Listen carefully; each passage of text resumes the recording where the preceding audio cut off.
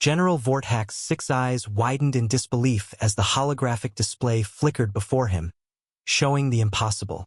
10,000 ships of the mighty Zephyrian armada, reduced to glowing debris in the span of mere minutes. All destroyed by a single human vessel no larger than their smallest patrol craft.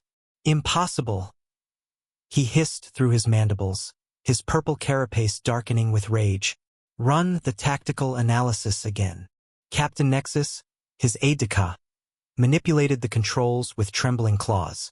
The same devastating scene replayed across the command bridge of the flagship Eternal Dominion.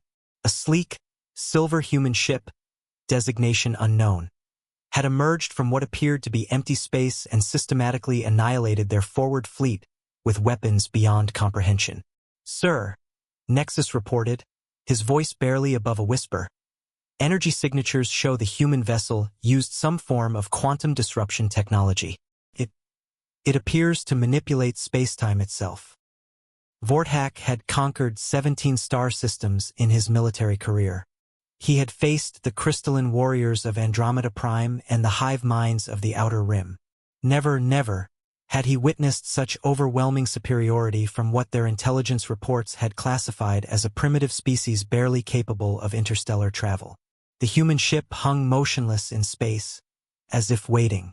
Its hull reflected no light, appearing to absorb the very fabric of reality around it.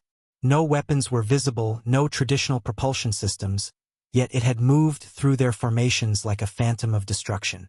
"Incoming transmission," announced Lieutenant Corex from the communications array.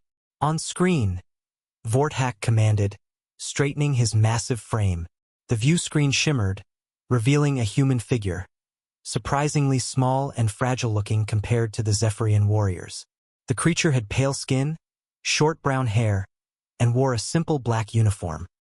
What struck Vortak most were its eyes. Calm, calculating, and utterly without fear. "I am Commander Sarah Mitchell of the UES Prometheus," the human said in perfect Zephyrian dialect.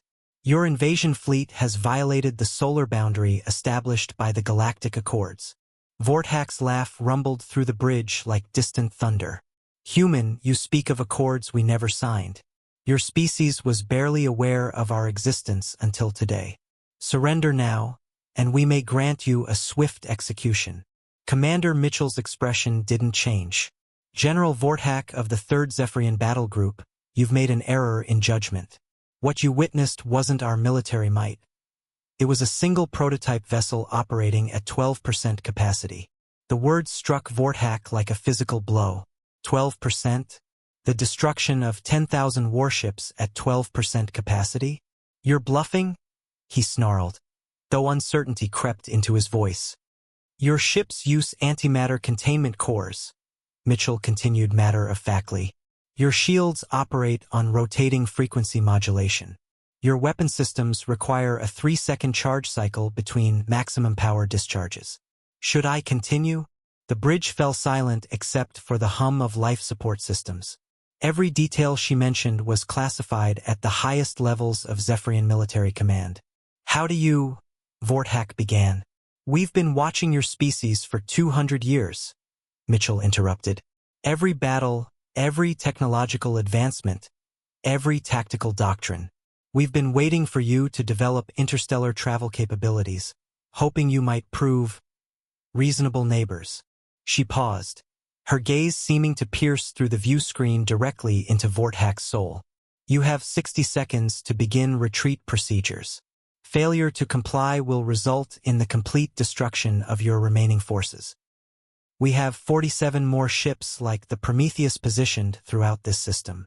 Vortak stared at the tactical display showing his remaining fleet of 50,000 vessels. His mind raced through possibilities, strategies, desperate gambits. But the wreckage of his forward fleet told a different story, one of technological superiority so vast it made mockery of conventional warfare. "Sir," Nexus whispered urgently. "Orders." The great General Vortak, conqueror of worlds, looked one final time at the small human ship that had shattered his understanding of galactic power dynamics. With trembling claws, he reached for the retreat signal. Some battles, he realized, were lost before they even began.